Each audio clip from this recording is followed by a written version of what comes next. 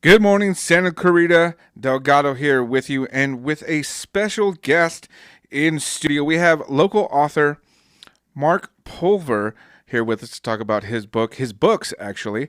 Uh, Good morning, Mark. How are you doing? Fine. Thank you very much for asking. It's a privilege to be here. Thank you for coming on in.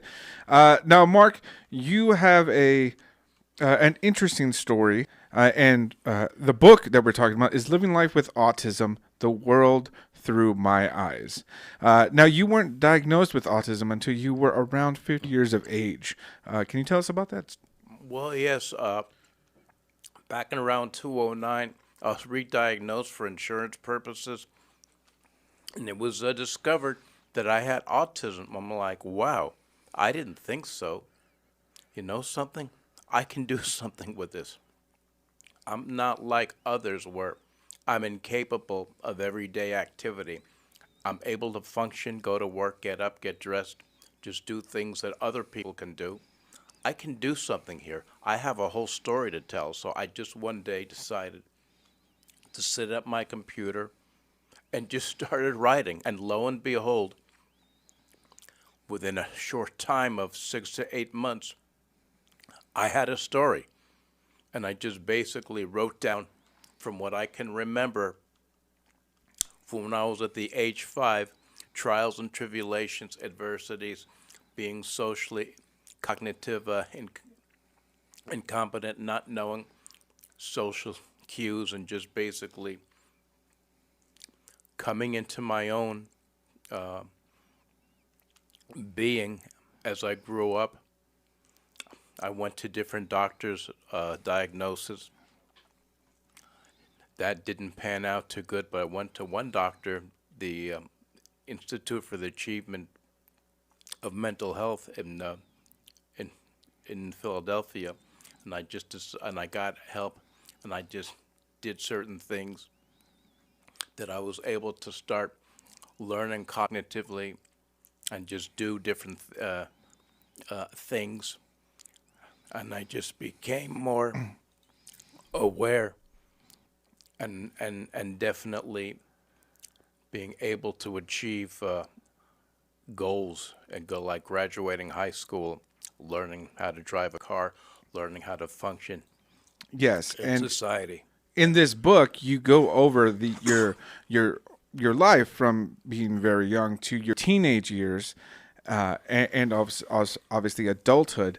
How was it when you were officially diagnosed, and what was that feeling like? Of okay, this is my diagnosis, and I'm living with autism, Well, and now how was that any relief or kind of knowing of your diagnosis? well, I had mixed emotions. The downside to that is, and I'm not judging from a stand view, but I'm not like others that I've seen with autism, and not knowing that there were many different levels and variations of autism, uh, more severe and less severe.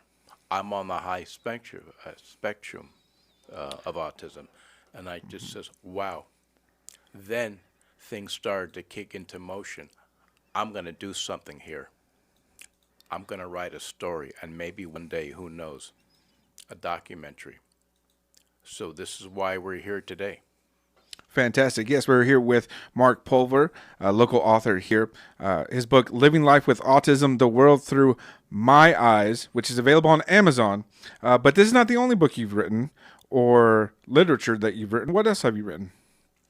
I just wrote a second book called Poetry of the Autistic Mind. And I'm sorry, I didn't even think to bring one today, but maybe at a later date I can. But that's my second book that I just finished writing. That's fantastic. So, two books already that you have written, and you mentioned that you just felt the way that you needed to tell your story. Yep. And what do you hope your audience and people out there get when they do read your story?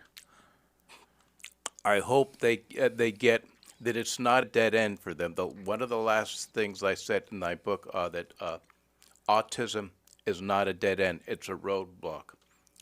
Just keep walking down different paths until you find your rainbow. Nobody is exempt from living a good life. We're all here for a reason and all here for a purpose.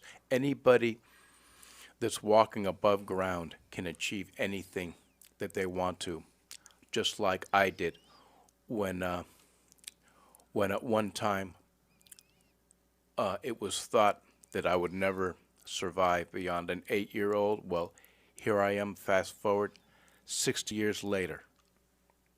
That's great, and you've already written 2 books: Book of Poetry, it's Poetry for the Autistic Mind, and the other book, Living Life with Autism: The World Through My Eyes.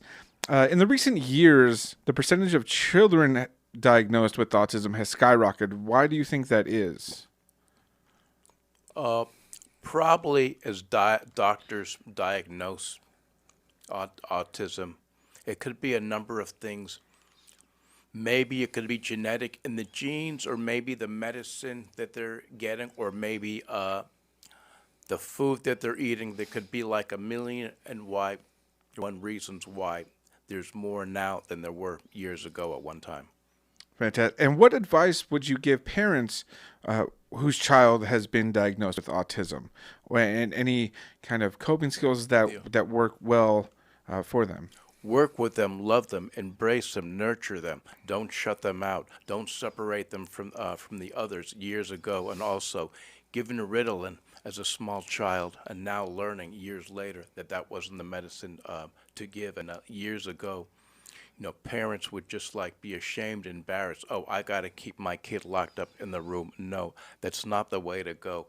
We're all living on this earth for one purpose and one purpose only: to live and be your own person. Everybody was meant to do something, whatever it is. That's why we're all here. We're all, not to get religious on you, but we're all God's children, and we're here for one divine purpose: to live, to do what we were here to do. Yes, everybody's here for a purpose and should enjoy life to the fullest. Well, thank you, Marc, for coming in. Local author here, Living Life with Autism: The World Through My Eyes. Pick up his book, available on Amazon, and also Poetry for the Autistic Mind. Thank you for coming in. Once again, it was great talking with you.